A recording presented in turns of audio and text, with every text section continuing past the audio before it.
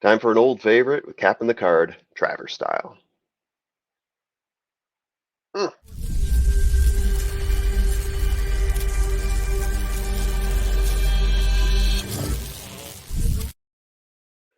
Trust the profits. It's a formula here. We'll get these buttons to work. Oh boy, my goodness, my goodness. Producers these days. Yeah, so we'll be doing capping the card here. I'll be doing capping the card here, taking a look at all 14 races for the Travers for you. It's going to be a long one. Hopefully it's helpful. Drop it in the comments if we do help you out in any way. Let's get moving on because as I said, we got 14 races here, so no time like the present. I apologize. I understand the fonts are small, but we're trying to squeeze in a lot of horses here. So going through race one, the pace setter I have here being Geopolitics. Geopolitics getting less than 1-1 here, less than even odds at the morning line. And I think the pace setter here is going to do it. That's the safe play here is Geopolitics in a 7 furlong race. The pace setter has not lost much ground on average in 5 races. So it's a pretty safe pace setter here. I think he's going to run away with this. If you are looking for a value play, though, looking one step to the left of him, Blue Suede Sue at 12-1. This is the second race out. Sat off the pace but faded last time. Now you got Dylan Davis in the mount here. It's a Nyquist sire, so he could be getting a lot of good value there out of Blue Suede Sue. All right, got a good pace here. Moving along. Got it through race one. Let's get through race two. Deeper field here. The pace setter here for me is going to be Prince Colton, but we are going to be getting some pace pressure here. We got the 5 horse up there, and it looks like the 9 horse also going to be providing a little bit of pace pressure here. My top play here is going to be the 5. Green Light at 2-1 sits close to the pace, doesn't lose much ground, runs well at this distance, and you also got Jose Ortiz on turf, who does really well on turf, especially at Saratoga, Naira in general. So I think 2-1, Jose Ortiz. It's a good safe play there. But hey, if you want to look for some value, at least morning line value, looking at the 6. It's not too much further down. Oh no, it's at the top of my list. What am I talking about? I'm looking for the 6. He's right there at the top. Main Beach at 8-1. How you getting this? Into Mischief, Chad Brown, Irad Ortiz, a little bit of a closer. Like we said, there's a lot of pace in this race. One of the better closers in my opinion. So this is going to be it runs well at this distance, and you got Jose Ortiz on turf. Sorry, runs good at this distance. Chad Brown, Irad, best closer of the bunch. 8.5 furlongs on turf. I think you're going to need a closer here. So for my money, even though we're saying the safe play is Green Light, I like Main Beach as my favorite pick here. I am going to be taking the value play of the 6, and hopefully that value holds. Chad Brown and Irad holding up at 8-1. I don't know if that's going to happen. We'll see. We'll see. Race 3. Pace setter here. Got the 11 horse Feather Road is going to be setting the pace here for me. But if you look at those early pace tendencies, and I realize the font could be small here, but right there, there's only one line of blue, and you're really looking for green. You're looking for those green ones. So, for example, on the last, the dark green are the pace setters. Anyone applying pace pressure within less than a length or so are going to be the light green. So you're looking for those horses here. The pace just off the pace is going to be more than a length back, 1-2, and you've got 1 horse doing that here at Feather Road. So really, it's setting up to be kind of an interesting race here. It's a long one, 11 furlong, so sometimes you don't get a lot of pace setters there in the same way. Um, but yeah, my top play here, the safe play, Lord Flintshire. If you're American, Flintshire. If you're British, Flintshire. Uh, at 3-1, one of the 2 horses racing above 9 furlongs in the last 10 races and doing so with a good speed figure. Um, but honestly, I think the best one here is Debate. This is the other horse that's going above 9 furlongs. And again, this is an 11 furlong race. The other horses are testing below that, racing below that. Um, had what I think was the best 9 furlong race of the bunch here. So Debate at 8-1. I am kind of looking your way here. Moving along, got a smaller race here. Yeah, just 7 horses in this field. I've got Arrow Smash, the 2 horses being the pace setter in this one. My safe play here, Costa Terra. I've got Jace's Road rated high, but coming off of a layoff from Kentucky Derby in 2023. I'm not exactly ready to smash the button on Jace's Road yet, despite the fact that his numbers actually do pan out well here for the formula. I am feeling a little bit safer with Costa Terra. Um, has the best valued win of the group, other than yeah, oh no, it has the best valued win of the group and the best speed for around a mile. So I think Costa Terra at 7-2 is a good play here. Duke of Gloucester. Let's see here. I'm gonna have to Duke of Gloucester, 12-1, sits near the pace, doesn't lose much ground either. In a race like this, uh, I think you're going to want to see a horse like that here. I mean, we're going 8 furlongs, so it's in between that spot of, do you pick a closer or do you go with someone who's going to be sitting really close to the pace? I do like the Duke here though at 12-1. I think you get good value there. All right, next up we're going race 5 here, the pace setter. Wow, we've got a few, right? Like, look at all the green we've got there. The 12, the 1A, the 13, who's also eligible in this race. And then we even got another horse below that, the 14, that is pushing the pace. So we potentially, depending on scratches, it's a deep race, we potentially have a lot of pace setters here. Something you commonly see in something like a 5.5 furlong race, especially on turf. My top play here, I'm going with Mischievous Angel. Best speed figures of the group. Best power figures for me, at least. Excuse me. Short race, but on turf, strong closer. Flavian has been really strong on turf lately, so don't want to discount that.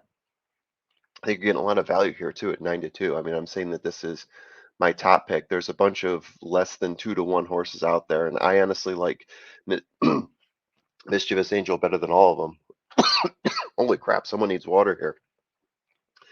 For my value play, the 9 horse, 26 black at 8-1. That is my value play. Even better closer finishes. Even better closer finishes have been close to winning on average here. Yeah, I like 26 on black. Keeps it really close here. If you look at the median length, less than one length, like a quarter of a length, meaning that horse is getting all up in it. 88% in the money here. Better closer numbers. Sits about the same distance to the pace. So I really like 9 here. 26 black. Yes. Moving on to race 6. Oops. Yeah, moving on to race 6 here. So in this race, the 9 horse Do looks to be the pace setter, but it's difficult to tell. We're talking about a maiden special weight. We've got well, we got 1, 2, 3, 4, 5 firsters in this race, plus a bunch of horses that are maybe coming off their first or second race. Sometimes you don't see their personality completely in the first race. And you got a bunch that are sitting close to the pace that may end up being the pace setters here. So I took a stab at Do, but it could be any one of these, in my opinion. Um, my safe play here at 5-2 for Hands of Time was one of the horses that sat close to the pace the first time out and fell back 2 lengths. But Clement Rosario Liam's map, in terms of having your trainer, jockey, and sire in place, are the best of the bunch here. Should be better second time out.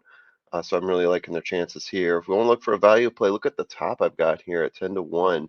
I've got Papiamento, the 5 horse. More of a closer first time out. Tyler Gaffleone should be good on turf at 8.5 furlongs. You might want a closer here. So this is the best one that I've seen so far. Again, a lot of these horses are probably going to be showing more personality this time. You're going to see more of what they're made of. So there could be some surprises, some firsters out there. But in terms of what I'm seeing, I've got the 4 is the safe and the 5 is the value. Now we're moving on to number 7. As my pace setter here, I've got CK Wonder, who's the 3rd horse that I've got ranked up there. But much like the last race, right? This is a whole bunch of maidens, a whole bunch of firsters. So it's going to be difficult to tell from this race. You don't have a lot of past performance to really guide your way. Just guessing that CK Wonder could be on top, but it's mostly firsters. You get a little bit of pushing the pace from the 5 Shot in the Dark, so could be 8 and 5 up front. But again, you don't know. Um, less in this race than in others. The safe play for me here is Tip Top Thomas, Pletcher Firster with Irad on the mount at 3-1. But I've got a better value at least on Freaky here at 10-1. Also a Pletcher Firster with Velasquez. I don't know how you get 10-1 on that horse, 3-1 on Tip Top Thomas. Obviously, the people who know about these horses in the barns know probably a little bit better than me. But I like the value that I'm getting there, especially with Freaky being into mischief. You see that I've got a very high sire score on that horse. So the combo of jockey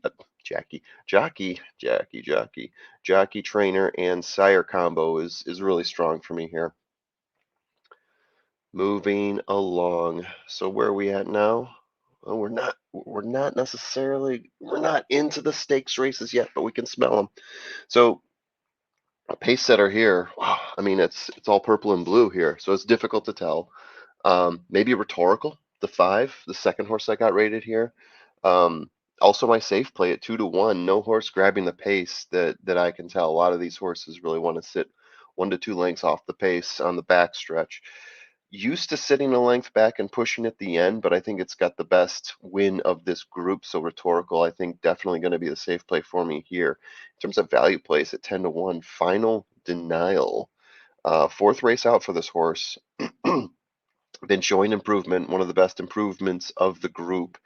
Great trainer and jockey combo there.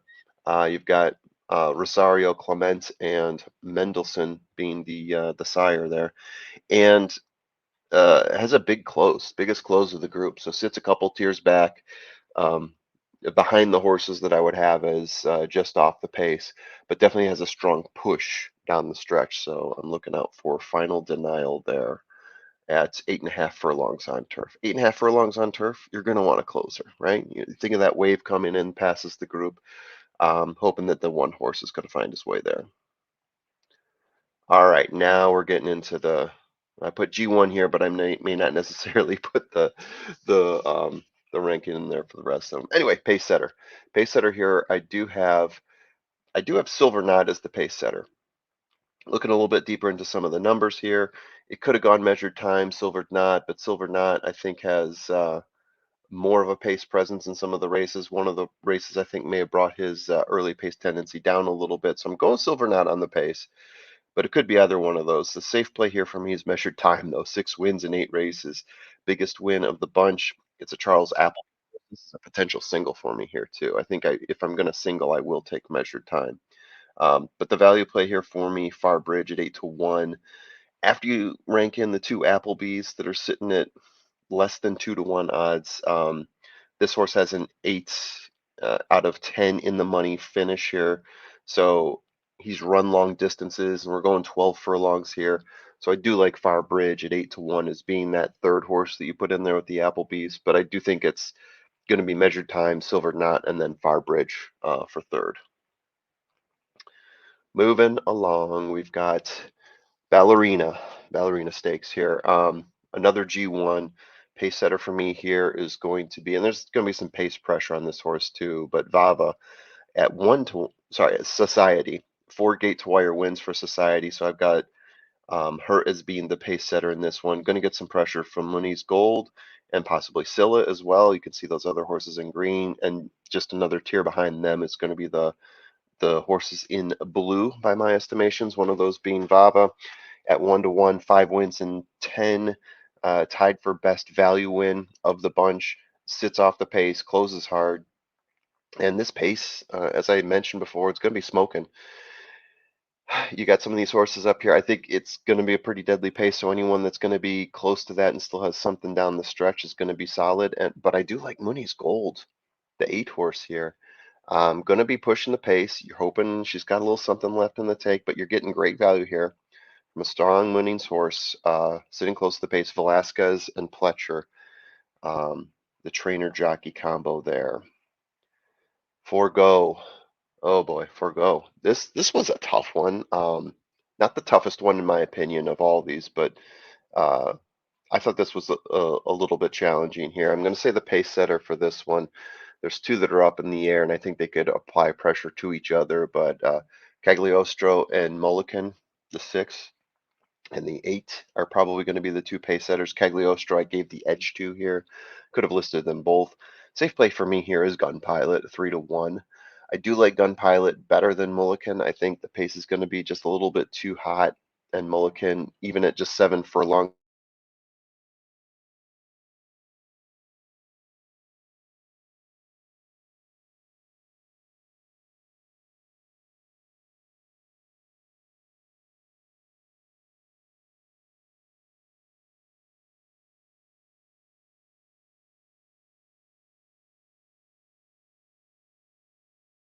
Yoda.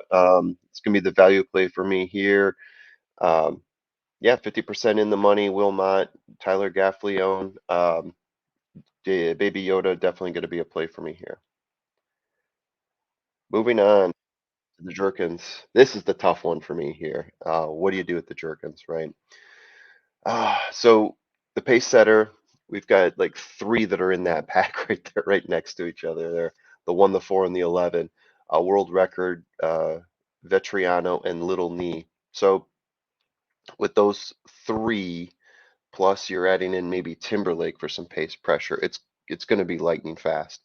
Safe play for him, for me because of that is Prince of Monaco at 4-1. A Baffert closer? Yes, I put that question mark next to that because we're used to the Baffert burners that we constantly see, right? So this one sets up well with a lot of speed. So you want something like a closer coming in and sweeping through. Prince of Monaco could be that horse. Doubling down on that idea, Speakeasy, the two at 8-1. I think you get some real value here from Speakeasy. Um, Probably because he hasn't run a whole lot. Best speed figures at this distance, in my opinion. Well positioned to go down the stretch and pass some of these horses here. So I really do like Prince of Monaco and Speakeasy in the Jerkins here. Those are my top two. We're at the Travers. We've spoken about the Travers already, right? So now that we see the draw, who's getting what odds, make a few more assumptions, picks, plays, whatever. I've got pace setters here. I mean, just look at it. You've got a whole bunch of green, a couple reds, and two blues in there. So it's running the gamut as much as you can for 8 horses. My top play here, I'm still going to Fierceness at 3-1. I just feel like if Fierceness is, and I keep saying this, if Fierceness is going to run his best race is better than anyone else's best race in this group. Question is whether he's going to do it or not, right? That's always the question with Fierceness. We've seen some of these other horses take a step back, less so Torpedo Annie, but she is stepping up to the boys here. I've got every inkling to think that she's able to handle this and will finish in the money here. I mean, it's such a strong horse.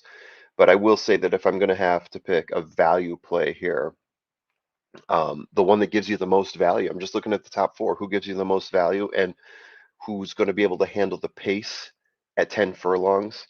I mean, set this up for yourself, right? We've been talking about Sierra Leone for the longest time. We have a race here where we have a bunch of horses that want the pace and are going to get up on it. That sets up so well for Sierra Leone, who's by far the best closer in this race. I don't want to hear about Honor Marie. I know a lot of people are trying to give me the value play of Honor Marie, but I'm just not seeing it. The top four here are the ones to pick, in my opinion. I just don't think you're going to get a whole lot of value here. Oh, my throat's starting to go on me again.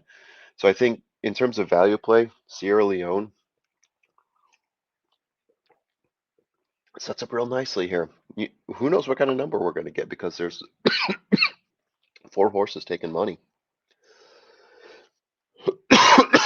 Sorry about that. Fourth race. Here we are. We got to the end and I'm falling to pieces here. Treaty Obligation is going to be your pace setter, in my opinion, but no horse is really grabbing the pace here. Treaty Obligation is the one that sits closest to the pace, so I gave it to Treaty Obligation at 7-2. Also my safe play. 7 races, 6 in the money finishes. Time to get it done. Best speed figures of the bunch for this Chad Brown and Flavian Pratt combo. If we're going to do a value play, though, just step down one to the number 10 horse at 5-1, Deputy Mischief. Third race out. First time with Linda Rice was with Will, not before. Upgrading jockey to Irad, and that's no shade to Jose Lescano, but Irad is one of the top jockeys in the land, and he's getting the mount on this horse. I think that's great at 5-1. You could be getting some major value there. Don't know if it's going to stick.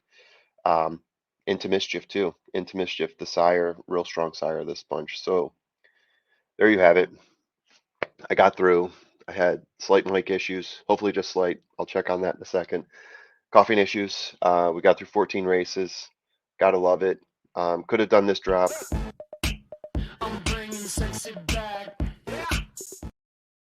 Or this. $1 million.